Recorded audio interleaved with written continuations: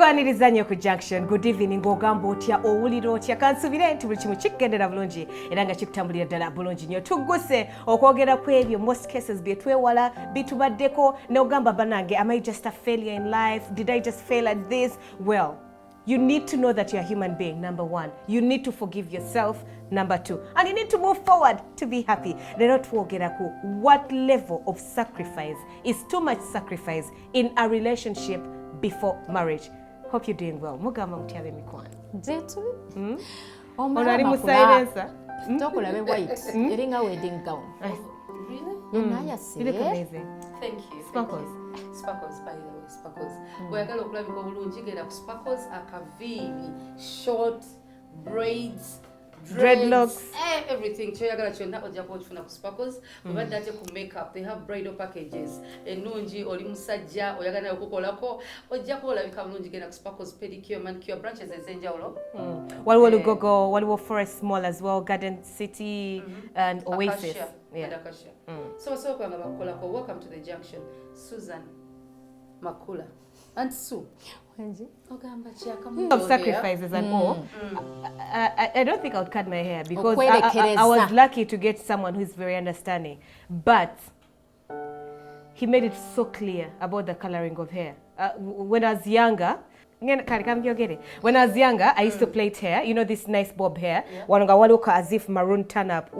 It's like a Kerry Hilton, we kadi wenyo. Katinga wala bezo is turning the up. Zenga take a little bit of like maroon. Boy, follow me.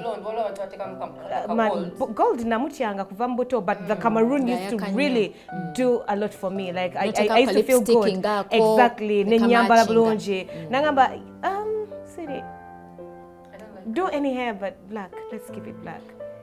And I was okay with it because that's a small sacrifice, just giving up color anyway. Yeah, that's color. And cutting off because omuntu asobola ogamba I like it natural. Ebiri zokola sizagala. Sagala treated hair, sagala spamming anything to do with chemical. So njagala usale trim it oberenga buli short like the first lady ngo buli we butyo. How do you do it? First of all, I would explain to him that amatama agange. About chicks because these days someone is complaining. We need to be realistic. Eh? We need to be realistic. I had to sacrifice because of my matter. I don't want to be that kind of person. Abantu banda bakone baseka. Mvuke kizanyikirizibwa abantu. Oba wetaaga envidio netagako ekigendo bikawo ku ttama. No. Akatono mwina matama. Lwaki mugamina matama? No, mentally ukwagalanga bwoli. Then before you know it, akutunulanga alabanga ali ne musajja munne n'afuna baby ow'enviiri. Atawo wembuuliza lwaki akugamba okusalako enviiri? He wants it natural. Lwaki akugamba okusalako enviiri? He wants it natural. Lwaki teyanoonya abalina za natural? Lwaki yakwana ne paamu wange? Teyagala nviiri za muntu. Ayagala gwesu kati enviiri azeetaaza abaami bonna gye buva ne gye abaami gye buva ne gye bwenkana ekisooka obbasikiriza y'endabikayo. Enviiri ezo zirina okuba zaagatta ku ndabika y'omukyalo. Asobola okuba nga ayagala empisa zo engeri gy'oyogera you're this Christian girl, you're a good woman. Kanama n'agamba naye enviiri ezo singa zijjako. Empisa z'abaakomako. Kasoko mbuulira enviiri ze zigenda okunyigira ettooke. Tezinyiga ttooke. Empisa z'abaakomako. Ng'oyogize waliwo ebika by'enviiri by the way waliwo ebika by'enviiri omwami wange by'atayagala. No, we can talk about that. Ziri ku mutwe gwe.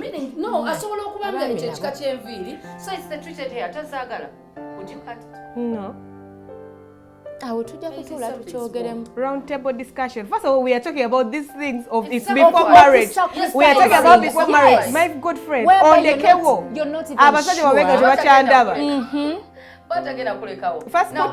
Kati abandi agadde enviiri zo. Jazisalanga ngenda kumbaga nga as I walk down the aisle that morning. After the kwanjula biki byonna bikoze bitya ku makya ssaawa 2 nga church ya ssaawa 4 nzisale. Actually omwa excuse nti enviiri zina actually nange sizaagala nnyo. Ndi nazo nninze embaga na kwanjula. Bwe tunaaba tubimaliriza bwe tuti. So amala confirming anti ddala muri relationship nga maze kuwasa. Exactly. Kati bwe tumala embaga n'okwanjula. Kati awo mba nkyasala zaaki. Ngamba naye hani naafaanana nti anja kufuuka muto nnyo ate obenga awasiza omuto ataneetuuka. By the way, with men, it's reasoning. Men are so loving. Bw'obanga omulaze nti you're so humble and calm, You about can it, make them do and that you respect his you can suggestion. Talk him into what you want. Mpola nga tomuwoganidde just how you do it. Exactly. Mpola gyagenda okulaba nga agamba but anyway era tulabika bubi. Nali ndabyeko abasajja bangi abatayagala makeup. They are women. Tagala lipstick, tagala eyeshadow, whatever it's makeup, ichitwa makeup. Tabyagala n'enjala. Ayagala nga wenna yonna you yourself. Oba mugenda ku party, just wash your face, mugende.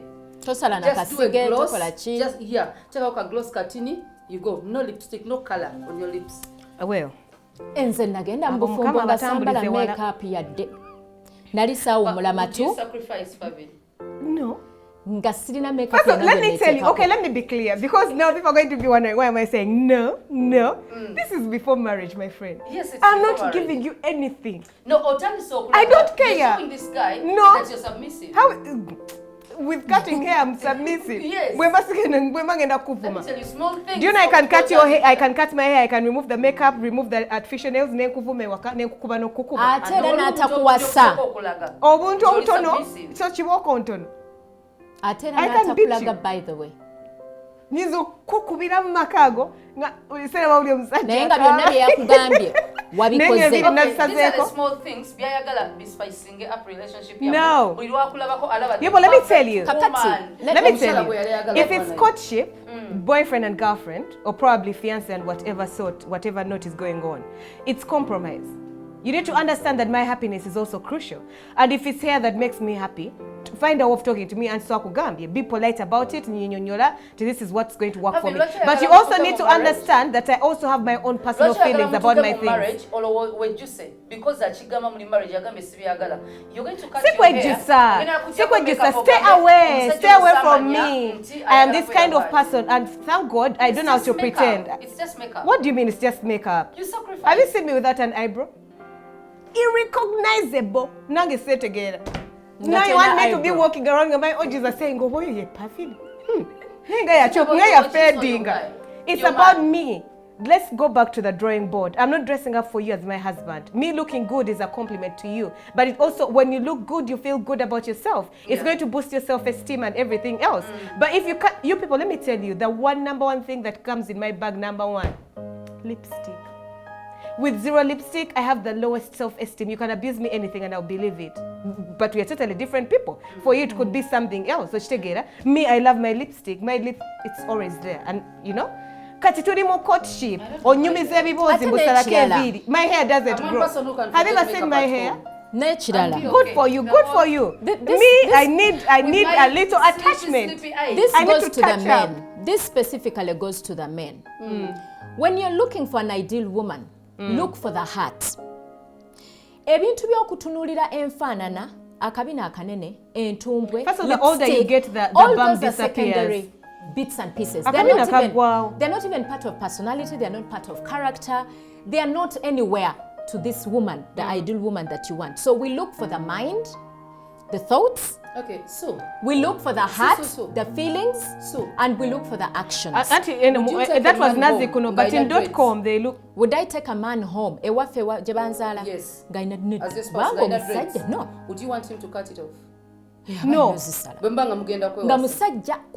do you mean? He loves his hair, he loves his dreads. Then leave him. Omusajja abandi otawanya wachi. Find your ideal man. No, if you have abeeramu engeri endala etali nnungi.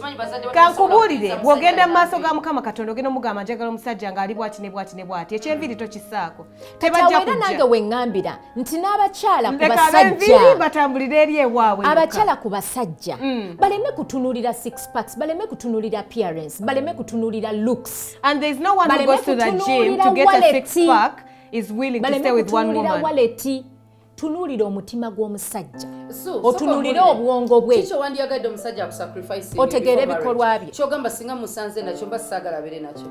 Kyenjagala nsacrificingire bwe butankwatako kwegatta nange nga tannampasa. Ekyo njagala agumiikirize. What if this guy that is the biggest sacrifice. Njagala tubeere ffenna, yes, we are going to get married. We are very sure ngenda kuwasa. I just need it. Very sure oyaba chekiraga. mukwabuzi. Let's be realistic. Omumubbi. Banji ababera very sure. Kakubulire ekyo kisajja kigenda kigamba mbu bisobera. oh sweetie baby what? No, he's lying. He's So that lying. that is If the you biggest cannot sacrifice. wait, let me tell you, if you cannot wait, then he's not the one for you. Yeah, you need he to isn't. take a seat and relax. And why are we sacrificing before marriage? Yes. Why? You have Sigana kuwa sente zange. I'm not going to give you my body. The only sacrifice I'm going to do is to give you my time. Probably I'm needed at salt, and I tell you, ngena kubera ku salt up to this time. Now instead of going home immediately after, we can have dinner for 1 hour, then I go home. And time is all I'm going to time sacrifice. is the best sacrifice Exactly. that you can ever But give. munkuwe sente, nkuwe ekibumba, nkuwe okugulu, sale enviri. No, but living okay without this guy. You go out with the girls, you go for movies let's say every Tuesday and Thursday. Guy nagamba mbade sagalo dem gera movies. I don't like it. If you come ogenda out During dating. Yes. Let me tell you. Nchogere mu Luganda. Bombanga mukyekwana. Ono musajja. Pavin, when you're courting, I don't care. You're probably towards. Yes, you're towards. Ngayagala mutandika okubanga moving. These are the things he wants you to do. There is no surety in courtship. I've seen people who have dated for more than 6 years and the guy meets a lady for 2 months and they get married. So for your side, as a girl, you should actually you don't need a man to decide that I'm over going to the beach. Let's not give men this priority in our lives. It's not the man. No. You should. You know, mothers these days raise us to compete for husbands. We are instead of working hard at school, when Olabangoli guy amkwanya ine motoka, you get jealous naturally because that is what they are raising you to do. You're raised to win a husband to put at home. You should realize that at a certain age, you're not a child anymore to go to the beach in pom-pom shorts. You're going to be raped. You're going to be looked at as irresponsible. You won't be able to do what you're supposed to be doing. So you should be able to do this decision on your own. Don't wait for a man or a suitor or a promise of a ring to cut down on your going out. Maybe that you get what I'm saying? Maybe you need to do it on your own. But there are those girls who are failed to realize yes. Katika nkubulire o bwabanga akikoze to keep a man, she's going to escape from the house. No, she's going to continue, my friend. Maybe there Makula. is this chick in town, some daughter of some kind of rich guy in town. In 2 weeks she was out, but some of the reasons were clubbing. Anti kubanga guy yagezaako mukyusa kyenva nkugamba bw'olaba ng'omuwala si wuwo mute. That's changing you. It's a habit. Habits become addictions. Makula, what you're not getting is habits become addictions. Exactly. Habits, no, Makula, listen. Let me tell you. Club can't be part of you. Club is just there are people who are addicted to eat. Yes, exactly. You can drop. You can drop. Auntie, I can, but if you force me to, I am going to draw back towards it because I was not ready. Do you believe that I could do it just to keep you as my husband? Do it. Ntuke makambu, okay? There are certain things we do for our husbands, for our parents. What for you're our saying children. Would be like Auntie Sue saying Nazikuno, this is what happened. No, it's the right thing to do, but you need to understand people. That if I know kusol tebanzikiriza kunywa njaga, ngenda kulekerao. There's a time pastor was talking, nagamba nti waliwo abalimba mu ntandikwa, najanga akera sawa 12. Later on, they turn back to their old ways. That is what happens. Waking up early would be the right thing to do. But your brain is addicted or is timed to waking up at a particular time. So you could fake it for a good 1 year or 2, to keep but eventually you're going to drop back. The right thing would be to wake up in time. But the body. Okay, are you saying? Guno mubiri nawo chimanyi mani gutusukako. Naye n'okikolako. You work on it. Omuntu bw'aba alina omuze nga togwagala. This is courtship and it's not marriage. Yes. Let them go. Pray for them from aside. Do not squeeze me into the world that you want me to fit if I am not ready. Yoyo mwala gogambyeko eyalvayo mu 2 weeks. Beyo betuwulira divorce zijja after 2 months. Wandaga nti bwe buno obulamu obunyuma nentuukayo nze nga si bwe njagala. So I'm going to leave. So because that's human nature. You shouldn't sacrifice until when you feel you can let go. You should be ready to let go. That is what we call sacrifice. You may end up being ready at 40 years. Yes. Being ready. It may go. Mpoze kati tudde mukubuulira nedda muwulirize. When to stop. Anti kati mpoze tudde mukubuulirira baana. This is now the man helping you. I need someone to help me explain this. But you get what I'm saying? To shape you up. Auntie, that is Makula. That is the right thing to do. your husband loves you so much, he wants a better life for you and stuff, oshegera. Naye olw'okuba mentally totally ready, you're going to snap back. Then start getting ready mentally. Get ready. Pull yourself. People before. Anti si kyangu okitegeera. Kyevude nkugamba nti bw'abanga si ye wuwo muleke. Oba weetaaga support. People getting divorced, people getting killed. But that's what you're saying. Kati oba olina okugumira embeera zeezo kubanga bategerekeka wabalese n'oyagala ono. Omuntu osobola okuva wano n'ogenda ku street n'osanga omuwala nga ye first time y'okubeera ku street oba ng'abaddeko bulijjo ng'akooye, you bring this person n'akyuka. Osobola otandika omugana n'omugana, you know what, njagala ove ku street. Makula, this is the person you like. The people you're talking about are that is the right person. Made for someone, that is the right person, ready for marriage. Anti wuliriza otegere kyembadde nkugamba. Waliwo oli ali ready agamba nti nkooye oba is their first time nga kimutute ku street kusasula rent wasula. Okitegeera oyo akirimu lwa mbeera. Waliwo ono yeetunda nga sex is life. Waliwo akapima.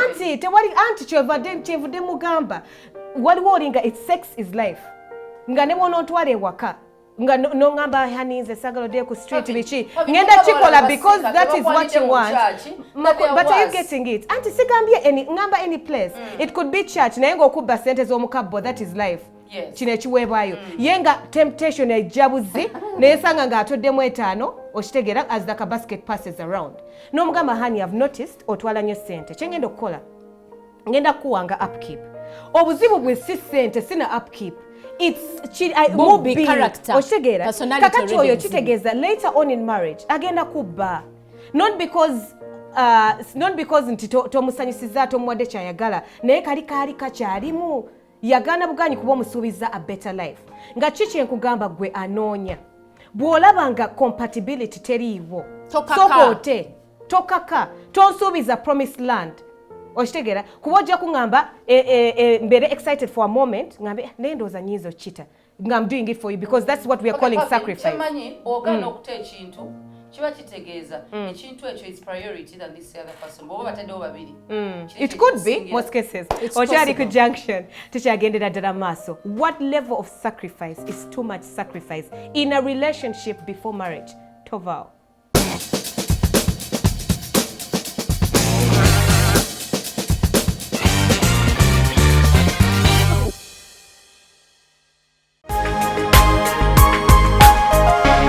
Soul Television, Femunyo.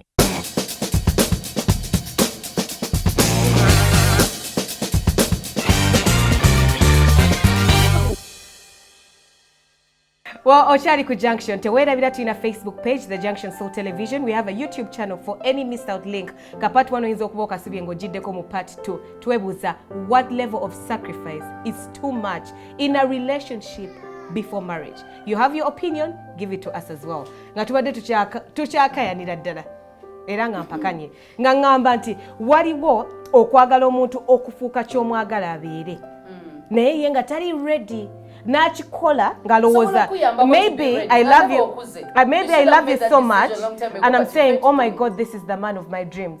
Ne ngamba for him let me do this. Naye gwe teweetegese you as an individual to give up this particular habit. Kitegeeza ki ogenda kutuukayo nobe otuukeyo okole sacrifice. Be ready. Kati tulina okukola tuleetera topic ebuulirira abaana tubagambe nti ku myaka gino ne bwe giti. Be ready for anything. Another person in your life. Be ready to sacrifice. Having this guy comes Nagamba, I don't like your friends. All of them drop Mapula for us to be together. Bw'abanga mutemu bano ba kidnappers akujjako bantu batolowooza bibi byokka kubanga because it's the world we live in. From the past experience mu girlfriend we bakwano we bampangiranga basajja nze njagala abantu bategeere kyadisu kye yagambye tutuule tukyogereko njagala abantu bategeere ugwa agenda okujja okukwana ono mwe bamutandise okutambula ono yakuzibwa abalala yazalibwa abalala yasomera mu masomero malala nono kintu kyekimu. You are two different people totally who are trying to move on the same journey. You've got to be on the same page. Kitegeeza nti nga tonnaba ku approachinga muntu ono kumugamba kigambo kya I love you, I would like to share my life with you. Kirungi n'osooka osoma embeera ze n'ozitegeera. Bw'omala ozitegeera waliwo abantu abamu abateekako show n'asooka akulaga the best side akulaga gwe kyoyagala okulaba but with time temugenda mweyongera okutambula obuze obusinga butandika okuvaayo oluusi empisa eri ennungi gy'abadde nga akulaga nga temubanga namo nga si kirungo mu ye naye ng'abadde akiteekako for sure kati with time bw'atandika okuleeta obuze butandise okuvaayo kirungi nnyo obeere open lwakuba nti abantu tebakyayogerezeganya communication enfu mutuule wansi okitegeera mutuule wansi wamma ate nnaanyumizanga gwe mutuule wansi makula mugenda omugaye naye omwenge nga kiki ng'onywa nnyo kendeezaamu tomugamba nti guveeko era nkugambye guviireko ddala era nze biki omulage n'ebibi ebirimu jjukira akakyama amamera kendeezaamu baguveeko akakyama amamera buli lwoligezaako okwagala okukagolola ojja kumenya kamenya mujja kulwana butereevu oluusi n'obufumbo bwe muluubirira naye mutakola ki ne mutabutuula omuntu mugambe oba ne mubutuulamu ne bugwerawo mbadde saakifaako namanya nakuwulira ng'obunya omwenge mbadde ndowooza nti naakigumiikiriza naye nga ndaba kiringa ekiyiseewo mukyogereko muteeseganye omugambe tukendeezeemu ate n'ekirala obulamu bwo healthy yo naye nga still comfortable na mikwano gyo would you let them go otuzizaayo mu mikwano yes because abantu abasinga relationships kisinziira emikwano egyo beeyisa batya bakuyisa batya bakuinfluensinze batya kisoboka okubeera ng'emikwano gino gyonna si mibi otherwise tewandinneegombye tewandindabyemu kirungi kyonna naye kitegeeza nti emikwano gyange gino girina kye kinfudde ekirungi ekikusikiriza naawe gyokole ki lwaki emikwano gyo giri so important ntosobola gireka ate lwaki twojjako emikwano omuntu yenna singa nange osanze siina mikwano tewandinjagadde nawe tewandinkwanye nga siina mikwano butereevu that means I am not but attractive so I'm going to or disagree anything. with you at that Where? point emikwano sometimes you need to let go abamu and I'm not saying let's go into your bachawe, but reducing the time you see them, talk to them, I be agree with with them, you because with that. Especially if they're unmarried. Because reason being, you have to prioritize. What time do you get That's home and true. what are you supposed to be doing at work? Mbozi Mbozi chi, chize mwogerako. Because the single girls, the things we talk about, we're going to say a guy, essence, watch, you know those things of oli muftyala mufumbo, now oli otandisemu ebyo you guys, it's just okendeeza obudde bw'omala nabo because they're single ladies and they're supposed to admire the bypassers. So today wali nti tongamba nti emikwano gyo mibi ngamba bugambi, but let's spend more time. You're always with so and so. Why don't we be together? There are polite ways of me giving you a sacrifice than you drawing an ultimatum. That's a dumb woman. Musiru, dala dala. She needs chiboko. If it is once in 3 months, that's okay. That is a lot. Era kyokola bwemba ngenda kuleeta mikwano gyange wano naawe nkugamba naawe oleete mikwano gyo funa engeri gy'okiŋŋamba tonkaka. Like no even phone calls? No, nothing. The phone calls can be there, Pavin, but it shouldn't be as often. It shouldn't be as often. Makula kubanga omuntu ono okumujja ku bantu be batambudde nabo ebbanga just like that si kintu kyangu n'amaana atunoonya nga bamukyaye omusajja amala n'akukyawa kati n'onoonya fallback position nti omusajja agenda kukyawa nawe lwaki buli saawa olowooza nti omusajja agenda kukuwasa oba sigale nga kuwasiza because I'm positive in life it's good to be optimistic but it's the life we live sweetheart ayinza obutakukyawa naye yeah of course this is the junction. But this is the life that we live. Naye muyinza okufunamu bu challenges nga bukuzitooweredde ng'omu mentally nga wandyagadde a friend. I have a pastor. Probably to share with. My mom. My mom died. Let me give you a scenario of now me my mom. Kakati. There's some things that you need a girl and a girl. I told you. Yes. That's something I told you. There is okay that one person in your life goes for sharing. Okay, that's my husband. That's my husband. Yes. But we are talking about courtship. Yes, before marriage, courtship.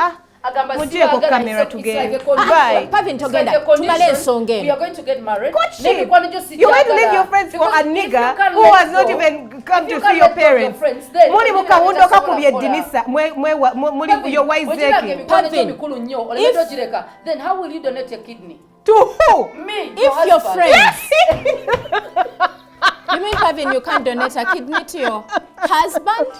And thank God to wasa wachikacho because DNA batemachi. You mean you cannot sacrifice a kidney or half your liver to your husband? I mean, Your boyfriend or something? First of all, tetuli DNA emu. Chikola chekola. What if that's incest? Waliwo omusaayi nga gukwatagana. Nga brother wo kidney ye neyo tebimachinga. Then a stranger na donating a kidney negira. Well, okay, basically the thing is I would donate. I would give my kidney to my husband. Now, yes, no. Kati husband to mujemu, you're already married. Now there is this guy. Bulijemu bademu agalana mu promises and next year you're getting married. Even the date is set. Neba muzula nga one of the kidney. Zombi tezikola nenga yitaga one kidney. You're healthy, both kidneys are functioning. They take out one, nebajua your fiancé. Bajijemu nga ndiriddawo. No, as in they ask you for your kidney. Sikana chimuwa. Naye Pavini ndi kusaidia Pavini. Abayaye ennaku zino makula. Yagamba fiancé emirundi egisinga olaba n'abafumbiddwa embaga empeta baawukana. Banetaga kidney nga siri bbiri ne musabira naawe. Olaba n'abafumbiriganiddwa baawukana. Naye ate abatannaba nakutuuka wali kwa lutaaliyo. Atwale kidney waba yakwana kufuna kidney. Yes, n'amala n'akutuuka. No, he didn't know that he was sick. Osagana abasajja b'ennaku zino. Naye nzaawo bagikutundulamu ne baginzizaamu. Anti bwe buzibu abula. Bagikutundulamu osaabu. Let's set. Umaze okukyala. Umaze okwanjula. I don't care even if I'm from trying on the girl. Ng'ensigo ze zombi nfu. Esooka ngenda mubuuza kiki wali munywi wa mwenge. What's wrong? Why are your kidneys dead? Pavini, bwe tunaabeera ng'ezizo God forbid, ng'ezizo ze zirina obuzibu. Kyeva magamba you omwami people. Tebandi mugize na. Leave my husband. Like I wouldn't want my husband. I wouldn't want my husband to go through my boyfriend to go through this. Reason being, oyina abeewa mmwe. Genda mubeewa mmwe. Abeewa mmwe n'abakebede they cannot. Oli kumwa n'abandi omutaganjula bamusalaasala. Then accept your fate and die. Maybe God wanted you early. Kati abeewaabwe baba tebasobola kuwa. Your angel is your spouse. Mbuyo angel is abeewaabwe baba tebasobola kuwa. Akukwabule, akujeko sente, akuteekeko ne kidney agitwale, akulekawo. Do you know how you enter Lake Victoria? Abeewaabwe baba tebasobola kudonatingira kidney. Ekitegeeza you're not worth. You're a bad person. They are not like, how do they say? Like your bodies don't match. Bebandibadde basinga okumatchinga kuba genetics ziba zikwatagana. Anyway, sigenda gaba kidney. Sigenda. I'm not giving my kidney. That is life. You know, okay, tulina original body parts. I know my mom is watching net yachimanya. Kati tegeera olwalero omanyi the junction kyetukola. My friend, mothers don't joke. Ayinza okunonawo wano wennyini we tuli. Yogera yogera. Tujja kukweka. I was at campus, second year, first semester. Now I had this guy. It's okay. Genda mu maaso naye gy'olaga ninga alabayo. So you had this guy. Kankongere na ku biscuit. Okay, the father of my son. Yali akuzaddemu nga tannaba. Yeah, was still. Nga tewali Guys, still that happy love. Tewali ka commitment, tewali kayungirizi konna wakatandika butandisi exciting love. Aina 6 packs munne we 3. Wakola ki? And this guy was working somewhere at some Indian company. So he was in the procurement department. Nambamu some mess in his department and was supposed to pay some money. So ngabuzako deadline etuse I'm still sketching what oh my so now God. 2 weeks to exams.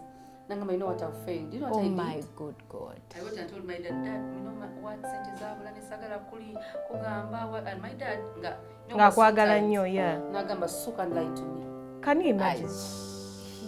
You by the way that naye mu 2 weeks zokana anonya se chechanga by the way he was dead ninga sikabanti like he was dead okaba nkulimbye daddy namulimba ko like ate naafa nga tomulimbuludde so nagamba imam no mama ngagamba Susan I was said as read no I can't dad you know I can't dad nagamba chibaby tekisobola she can't the guy looked for the money a week to Nensasula n'ogenda mu maaso n'ogusajja guno I see those with sacrifices. Yes, I did.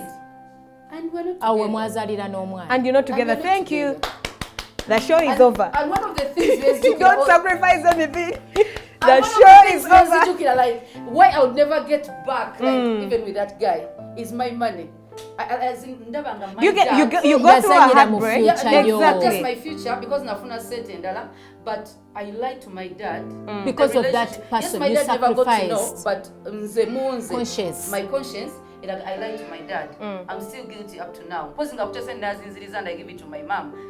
And then the other thing is, but you know what? That brings us to a point. That brings us to a point of there is sacrificing to a selfish nigger.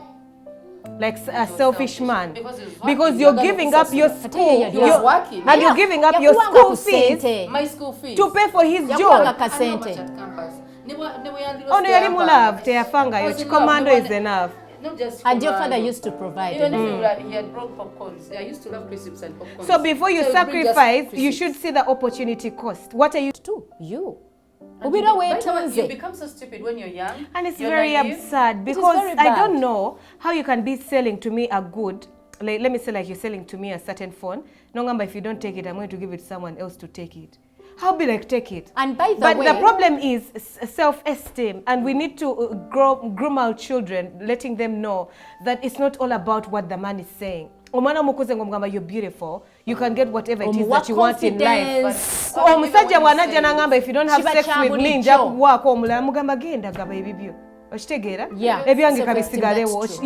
your self-esteem will build naturally. Yeah, but it's absurd. Everything, you're beautiful, you're this, but ebigambo byomulenzi biba different in this girl's. By the way, because there is something the man is going to give me. Your body is the temple of the Lord. Yeah, it's the temple of the Lord. Naye ngo inamulaga nti body ina kuba ya musajja gomaze okufumbirwa amaze okuwasa, because omugamba nti ya musajja gono yagala gono fumbirwa asobola gamba ono girls no muzede no bogamba omwana my dad what tight. He used to tell me every sweet thing. He would take me out, even the little money he had. We would go and buy those small things. Would go shopping, buy those clothes, shoes, whatever I would want, I would get. But the man's words are different. Ate naye abipakejinga bulungi. Abireta kimanyi. Kibiina kutengula. Now, me, I did like, my mom died when I was at campus, but I was lucky to grow up in this kind of scenario of daddy was the sweet talker.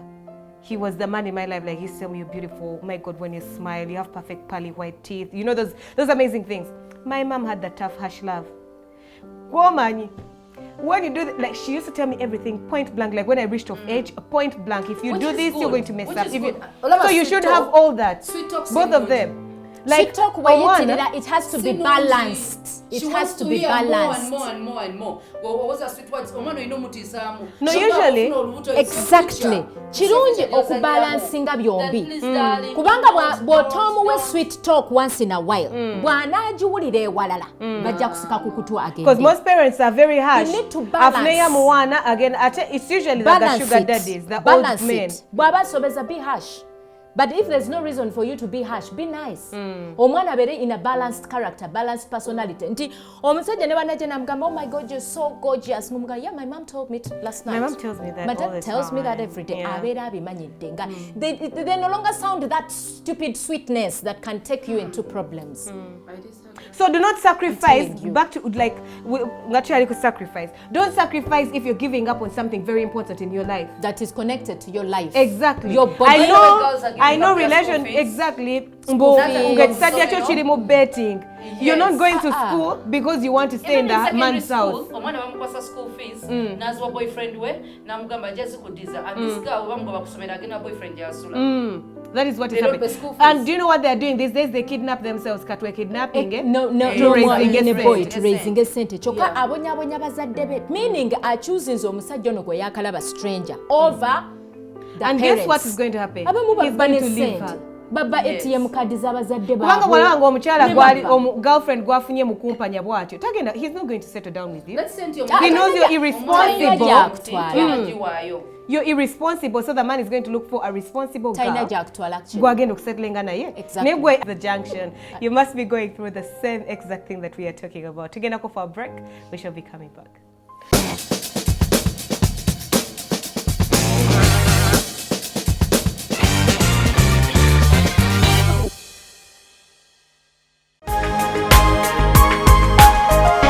Soul Television, Femunyo.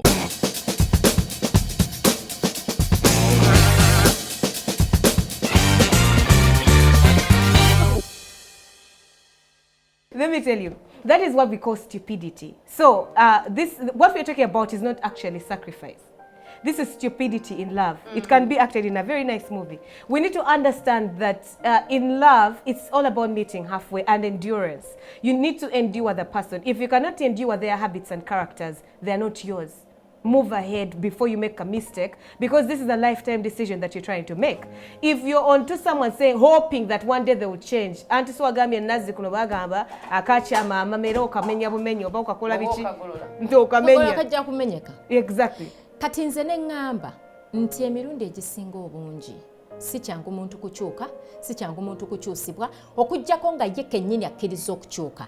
Ekitegeeza nti sacrifice yonna gye weewaayo oba katugambe okwewaayo kwonna oba okwerekereza kwonna, because that's like sacrifice mu Luganda, olina kwerekereza ebyo byokka by'omanyi nti tebiikulume nga bakukyaye ate affectinga mu bulamu bwo ne future bulamu bwo.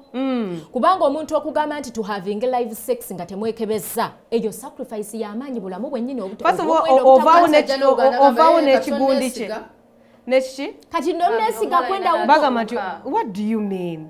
Dokera onugamba Bambi nebye ebiso. There's no Bambi here. If you cannot wait, move ahead. This guy, ninga Bambi ewakawe. Omanyi, you know you love this guy. Ewakawe China TV. At home you have 2 sets. Would you take one? But it's not my it's not my problem. You don't have a TV. Kola nyo ngana petata afe gwako zinatugulira TV. It is not a TV that makes an ideal man. It's not me. Katona te yankola kugulira TV. My guy gets bored. Tell our Junction. God didn't create me to buy for your TV. My guy gets bored. Sigenda kwagala. Work hard. Sigenda kwagala kumalira bizibu byo. Yeah, saze sinze nakola entegeka y'ababeera I want you to be happy. Only comfortable in your house. That is what we call stupidity. And let me tell you, even if you buy TVs, no mugulya ne nyumba ne chapa, if he does not love you, he will not stay. Just like the way girls tremble getting pregnant to keep a man. Babies, materialistic things, never keep a man. Do not sacrifice. You're doing you're having oral sex when you're trying to impress him because he told you some other woman does it to him. That is stupidity. You're going to get cancer and die at a very young. Don't start smoking weed because you know, oh, he's always with these gangos. If I learn, I'll be around him. I'll get to impress him. Joking. That is stupidity. It's not even sacrifice. You sacrifice both your lungs. Yes. What madness is this? Lungs and heart and brain and intestines. Then he leaves you. And he will leave you. Yeah. Exactly. Then when he leaves you, start saying, oh, he broke, men are bitter, men are what? You're the stupid one. In fact, one thing they have to know, if I have to go back to sex a little bit, omukyala aganya okuwa omulenzi ono sex, bamukyawa. N'omukyala awaddeyo sex, ate oyo bamukyawa emirundi 10 n'okusinga ono eyagaanya. Whether sex is there, whether it's not there, whether money is there, omulenzi akuwa sente era ajja kukukyawa, oba omuwala ajja kukukyawa ne woba omuwa sente ne woba tomuwa era ajja kukwanibwa era ajja kukwana. So whatever it is, let people have proper things. Like no silamuka. Have you married the devil? No va mukubeera omulokole no silamuka. You fall in love with a Muslim, nagambo silamuke no va mulokole. You fall in love with let's say you're Catholic. Nova, you're not going to the most important one. The most important one is you've been at an altar girl. Now gama fewa fefe tukunganye. Waffe tuli basamize first born waffe tumulya fe tuli basezi. I think our manya toli kiba kirabikita. Yes. Let me tell you that siri musabo. Now I'm imagining this guy okay, now you're married. But there is this guy nagama njagala tudde muzikiti. Kankubulire, the thing is, omanya tewasaba mukama tewamugamba byoyagala.